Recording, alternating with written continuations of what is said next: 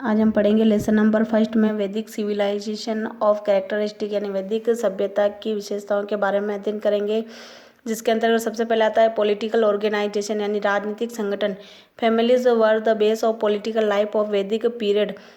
वैदिक समय में राजनीतिक जीवन का आधार परिवार थे। Many families formed gram group. Many group of gram were called जन।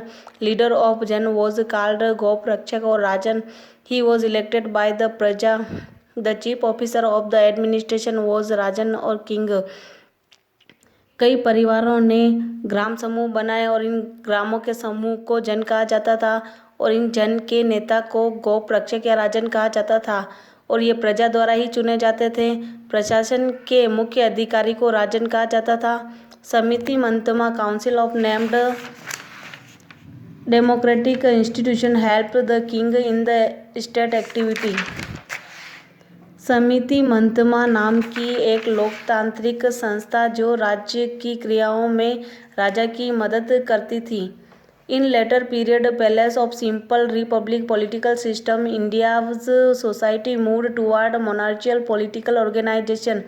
बाद के समय में ये साधारण गणतंत्र राजनीतिक प्रणाली भारतीय समाज ने राजतंत्रीय राजनीतिक संगठन की ओर रुख किया एंड मैनी रिपब्लिक जनपद वर एस्टेब्लिश इन इंडिया। और भारत में कई गणतंत्र स्थापित किए इन सच एज जनपदों के रूप में कुरु, पांचाल, गांधार, केकई, मद्रा, काशी, कलिंग, अंग, मगध, लिच्छविज, मल्ल, अवंती, कौशाल, शिवी ईटीसी वर मैन।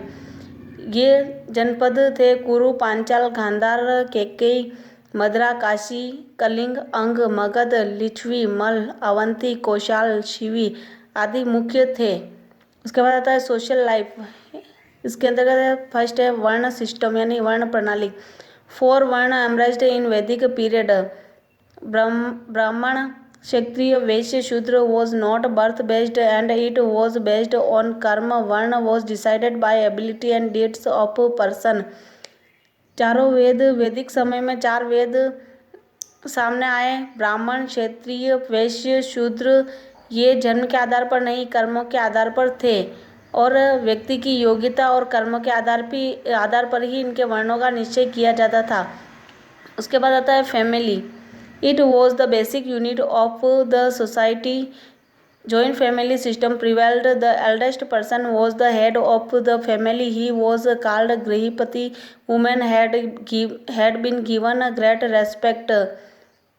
यह समाज की मूलभूत इकाई था और संयुक्त परिवार प्रणाली का प्रचलन था और घर परिवार में सबसे बड़े व्यक्ति को गृहपति कहा जाता था और महिलाओं का आदर किया जाता था।